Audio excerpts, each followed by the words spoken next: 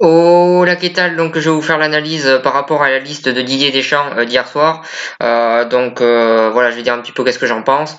Pour ceux qui me connaissent un peu, vous savez que j'aime bien Didier Deschamps. C'est un sélectionneur que j'aime bien parce que c'est quelqu'un que j'ai toujours apprécié depuis qu'il a entraîné Monaco et tout ça. Et puis, faut pas oublier que la France, quand il les a pris en main, ils étaient en grosse difficulté, en grosse crise.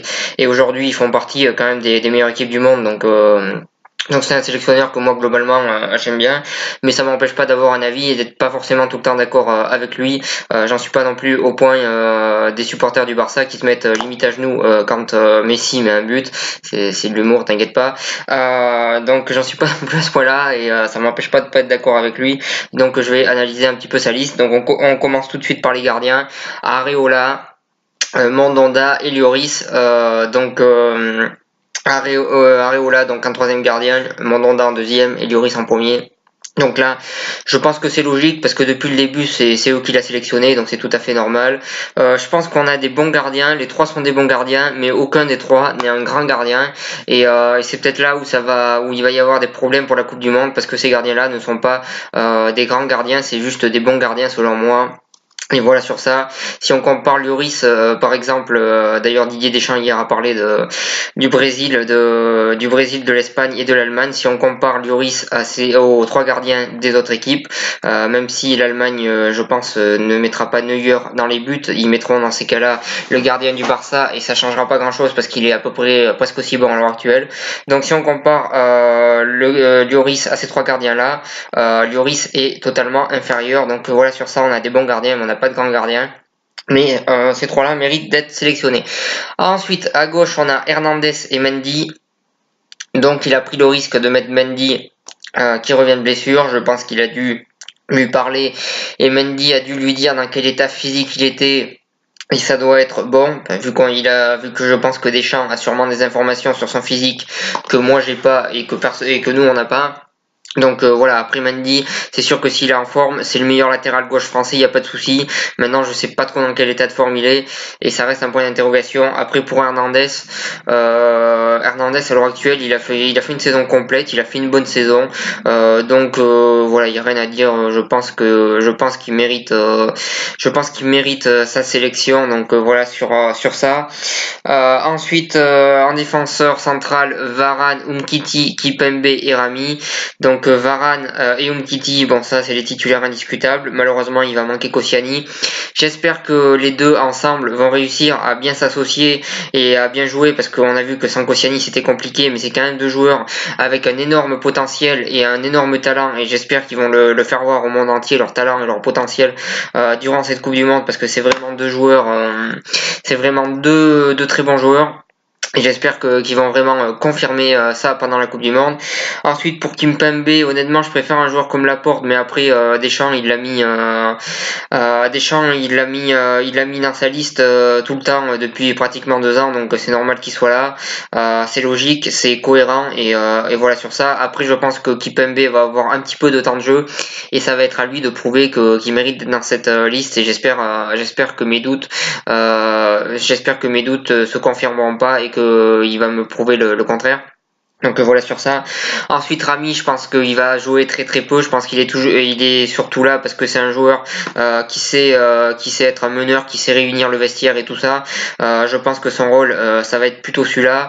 Et au vu de la saison de Rami, il démérite pas d'être dans cette équipe. Voilà, je pense que le rôle de Rami c'est plutôt dans le vestiaire et tout ça. Je pense pas qu'il joue beaucoup, mais je pense que son rôle va être important et je pense qu'il mérite cette sélection. Donc ensuite. Pour les milieux de terrain, donc Pomba, Kanté, donc là il y a pas grand chose à dire. C'est indiscutable. Kanté, c'est un des meilleurs joueurs, c'est un des meilleurs numéro 6 au monde à l'heure actuelle. Pomba, je pense qu'on peut discuter. Est-ce qu'il mérite d'être titulaire ou pas? Parce que moi honnêtement, il y a des moments où il m'énerve vraiment sur le terrain. Pomba, où il est là, où il est à 2 à l'heure, il marche, ou je sais pas ce qu'il fait. Ça m'énerve vraiment, mais il mérite d'être dans les 23. Après, est-ce qu'il mérite d'être titulaire ou pas? J'ai envie de dire, quand il est bon, oui, et quand il est mauvais, non. Mais comme on sait pas avant le match, il va être bon ou mauvais, je suis un petit peu entre les deux. Mais en tout cas, il mérite sa sélection. Donc après, on a Matuidi très régulier cette saison, il y a rien à dire. Il a été très bon avec la Juventus, donc il mérite cette sélection.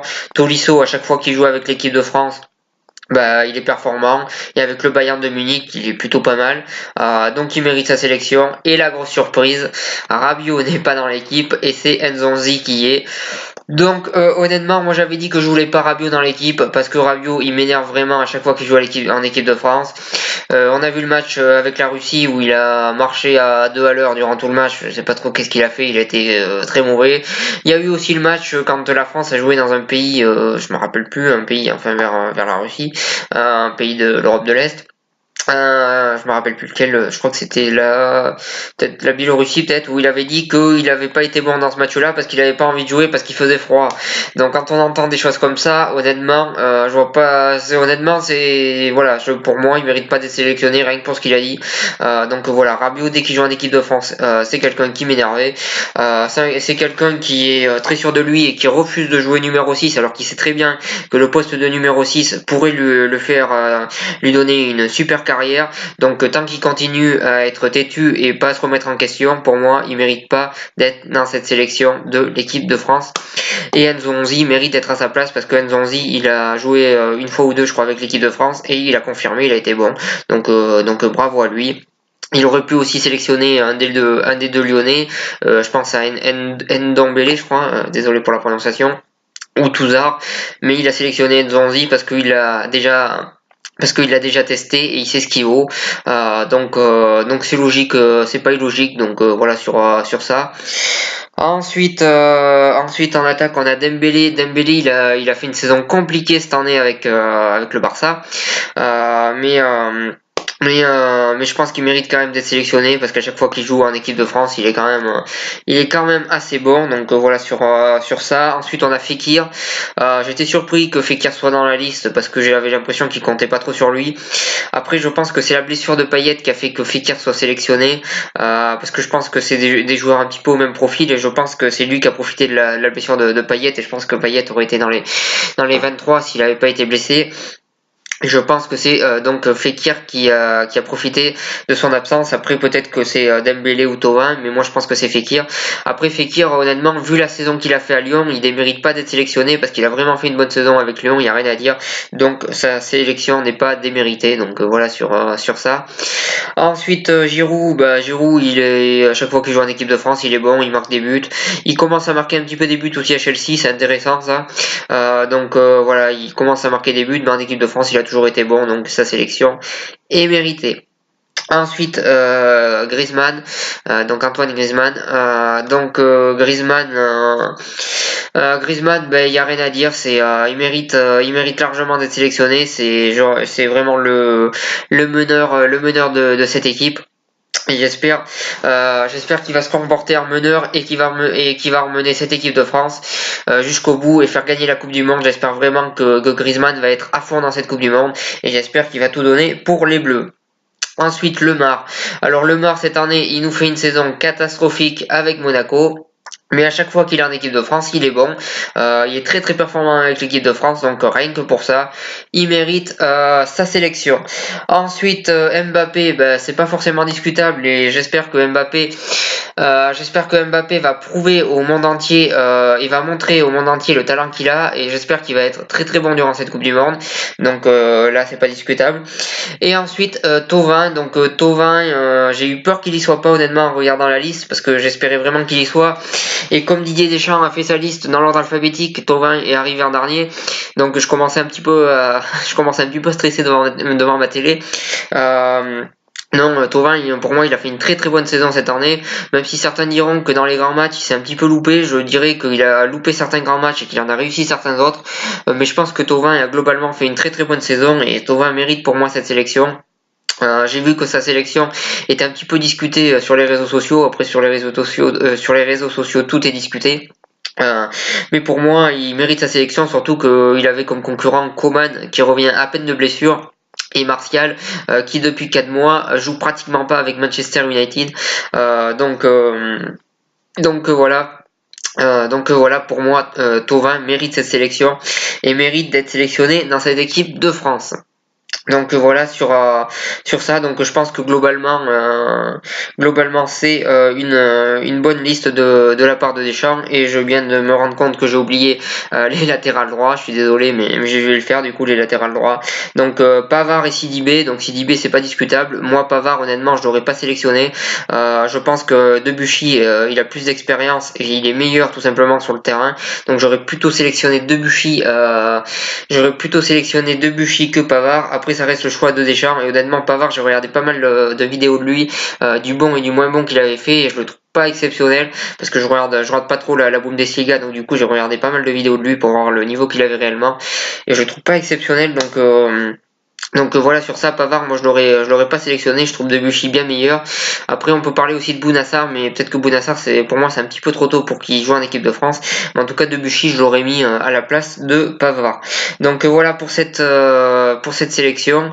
Voilà ce que j'avais à dire. Donc je trouve que cette sélection, ça reste quand même pas mal, et c'est cohérent, parce que Didier Deschamps met toujours les mêmes joueurs. Donc ça veut dire que s'il met toujours les mêmes joueurs, c'est qu'il compte sur eux, et qu'il a un bon noyau, et que ça prouve qu'il est dans la continuité, et que son but c'est vraiment de créer un groupe soudé sur le terrain et en dehors. Et ça, c'est très intéressant, et je pense que c'est intelligent de sa part. Voilà, sur ça, ça reste quand même une très belle équipe qui nous a mis Didier Deschamps. Et voilà, sur ça, après je pense qu'il essaye vraiment de mettre le meilleur groupe possible, et pas forcément les meilleures individualités possibles. Après, c'est ce que je pense et c'est ce que je vois de ce qu'il fait. Voilà ce que j'avais à dire pour cette vidéo.